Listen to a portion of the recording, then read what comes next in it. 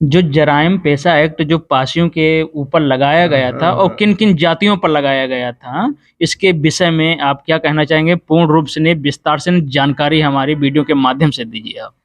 आपने अच्छा क्वेश्चन किया है, प्रश्न अच्छा है आपका, क्योंकि हम लोग जराइम एक्ट में आदि से अंत तक जकड़े गए।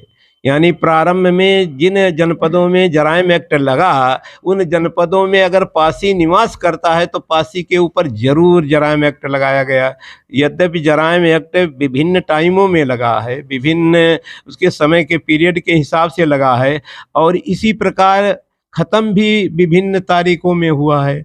ये 217 से ज़्यादा जातियों के पर कम से कम 250 जातियों के लगभग उतनी जातियां उत्तर प्रदेश में ली गई हैं, और उन पर सब पर जराइम एक्ट लगाया गया। लेकिन इसमें एक विशेषता बड़ी भारी रही कि कहीं कहीं कोई जाति 2 जिलों में जराइम एक्ट से थी, तीसरे जिले में वो नहीं जराइम एक्ट में आई। लेकिन पासी जाति एक ऐसी जाति रही है जो यूपी के सभी जिलों में जराइम एक्ट से जकड़ी गई। यानी पासी अगर इलाहाबाद में जराइम एक्ट में है, तो वो अगर पासी देहरादून में रहता है तब भी वो जराइम एक्ट में आ जाएगा। यानी जराइम एक्ट का जो दायरा था पासी पर सबसे ज़्यादा विस्तृत रहा।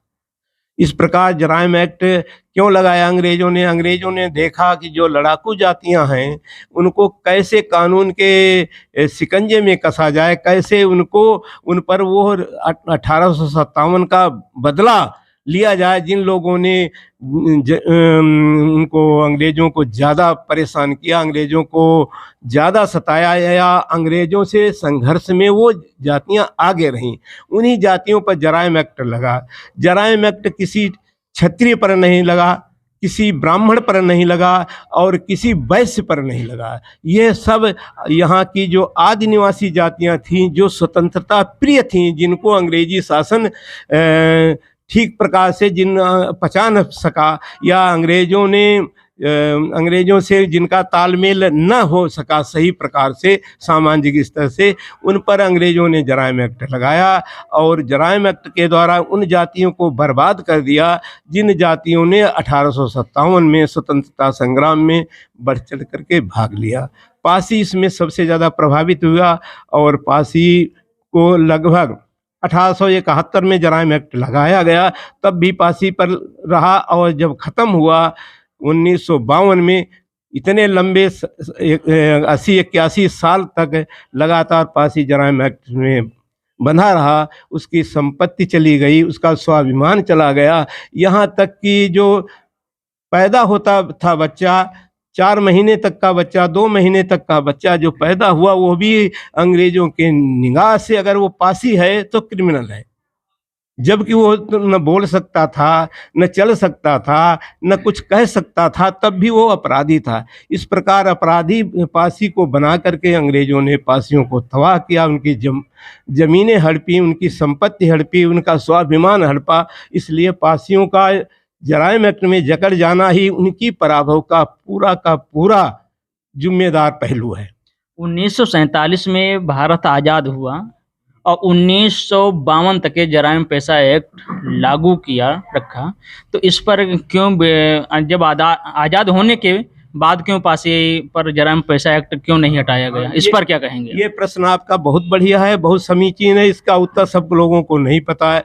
जराइम एक्ट जिस समय पासियों पर लगा था 1947 में पूरा भारत आज़ाद हुआ, लेकिन पासी समाज और इसके साथ 197 जातियां उस समय आज़ाद हुई जब 1952 में अयंगर साहब एक थे, अनंत सैनम अयंगर नाम था उनका, उनको ये ड्यूटी सौंपी गई। उनके अध्यक्षता में एक कमेटी बनाई गई और उस कमेटी का नाम था अयंगर कमेटी। उस कमेटी को अध्ययन करने में 5 वर्ष लग गए, और 5 वर्षों में उसने पूरे भारत का अध्ययन किया, क्योंकि जराइम एक्ट में भारतवर्ष की जातियां जकड़ी हुई थी, उनसे हटाना था, तो सिफारिश करना था उनको। जो हमारा शासन जो आज़ादी के बाद आया, उनको क्या सुविधाएं दें, उनको किस कैटेगरी में रखें, और उनके साथ आगे सरकार, ये हमारी जो प्रेजेंट में आज़ादी की सरकार बनी, या ये कहिए भारत सरकार बनी, वो कैसा व्यवहार करेगी और कितनी सुविधाएं देगी, इस पर रिपोर्ट देनी थी।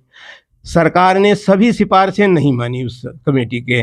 अनंत सैनम अयंगर की सभी सिफारिशें नहीं मानी, सिर्फ पासी जाति को विमुक्त कर दिया उस एक्ट से, और ये करीब 10-12 साल तक विमुक्त जाति बनी रही। उसके बाद जब कोई सुविधाएं नहीं हुई तो इसको उस जराइम एक्ट से निकालने के बाद विशेष सुविधा मिलनी चाहिए थी। हमको आज़ादी में जो आज़ादी हासिल करने में 1857 में जो संघर्ष हुआ, उससे हमारी जो संपत्ति गई थी वो हमको वापस मिलनी चाहिए थी, स्वाभिमान हमारा वापस मिलना चाहिए था। हमें स्वतंत्रता संग्राम सेनानी घोषित करना था पूरी जाति को, लेकिन यह सरकार ने नहीं किया। इस दोगलेपन से हम सिर्फ अनुसूचित जाति की श्रेणी में डाल दिए गए, और हम अब इस समय अनुसूचित जाति की श्रेणी में पासी हैं, और पासियों को वही सुविधाएं मिलती हैं जो अनुसूचित जाति में, जिन्होंने कुछ भी संघर्ष नहीं किया, कुछ भी 1857 में कहीं भी भाग नहीं लिया, उनका कोई बाल बांका नहीं हुआ, उनकी भी वही सुविधाएं उनको हैं। पासी को भी वही सुविधाएं हैं, जिसने सुरंगें खोदी, अंग्रेजों के खजाने लूटे, चोरी डकैती में सजाएं भुगती जिस जाति ने, उसको कुछ विशेष सुविधाएं मिलना चाहिए थी। जिनके घर उजड़े थे उनको सुविधाएं मिलना चाहिए थी, लेकिन पासी को ये सुविधाएं नहीं दी गई। सरकार को ये सुविधाएं देनी थी, और सरकार को स्पेशल भर्ती अभियान चला करके पासियों के सम्मान और उनकी आर्थिक स्थिति को सुधारना चाहिए था। ये सरकार ने नहीं किया, सरकार का ये दायित्व तो बनता था। अंग्रेजों ने जब क्रिमिनल ट्राइब लगाया, और लगाने के बाद क्या अलग अलग देशों में लगाया गया, इस पर क्या कहना चाहेंगे आप? अलग अलग प्रदेशों में लगा है, सही बात है। अरे उत्तर प्रदेश में भी कई 2-3 चरणों में लगाया गया, और यहाँ पर 1924 में एक हर 10-11 साल बाद जब जनगणना हो चुकी होती, उसके बाद अध्ययन किया जाता था कौन जाति सुधरी है, किस जाति ने अपना सामाजिक स्तर सुधार लिया है, और क्रिमिनल एक्टिविटी यानी आपराधिक गतिविधियों से वो जाति कितनी स्वतंत्र हो पाई है, कितनी उसने त्याग दी है, उसके आधार पर अंग्रेजों को उस जाति को निकालना था। लेकिन यह ऐसा नहीं हुआ। पासी को कभी सुधारने का या अभियान चला है, रिफॉर्मेशन भी चले हैं, लेकिन इसके पहले रिक्लेमेशन डिपार्टमेंट खोला गया, उसके अंदर सुधारात्मक उपाय बताए गए, लेकिन पासी आज से अंत तक जराइम एक्ट में जकड़ा रहा। जबकि 1924 में 50 जातियां निकाली गई, उसमें महार जाति भी अम्बेडकर साहब की निकाली गई, दक्षिण भारत की और जातियां निकाली गई, लेकिन पासी को कोई सुविधा नहीं मिली, कोई उसको छूट नहीं मिली, और आज से अंत तक वो जराइम एक्ट में जकड़ा रहा। पूरा भारत 1947 को आज़ाद हुआ, लेकिन पासी 1952 को आज़ाद हुआ। 5 साल और आज़ादी में, आज़ाद देश में हम क्रिमिनल ट्राइब के अंदर जकड़े रहे, और आज भी पुलिस हमको उसी निगाह से देखती है, जो बड़ा दुर्भाग्यपूर्ण है। मसूरियाद्दीन पासी जी का क्या इसमें योगदान रहा है?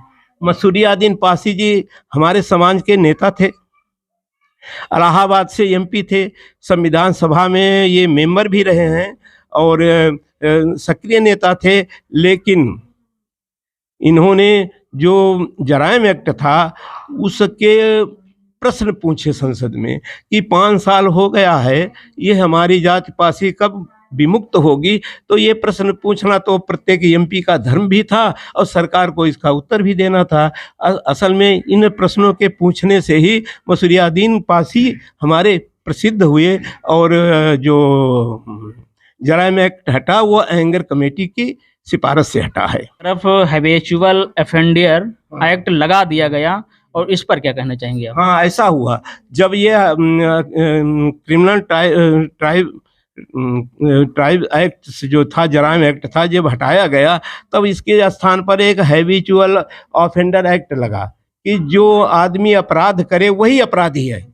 जो अपराध करने के जो अभ्यस्त आदमी हैं, या जिनका स्वभाव बन गया है अपराध करना, सिर्फ उसी पर ये जराइम एक्ट लगे। बाकी सभी किसी जाति के सभी व्यक्तियों पर यह जराइम एक्ट नहीं लगना चाहिए। वही ऑफेंडर, जो हैबिचुअल ऑफेंडर एक्ट है, वो यही हुआ कि अब जराइम एक्ट नहीं रहेगा, उसके जगह पर जो अपराधी अपराध करेगा सिर्फ उसी पर लगेगा, उसकी जाति पर नहीं लगेगा।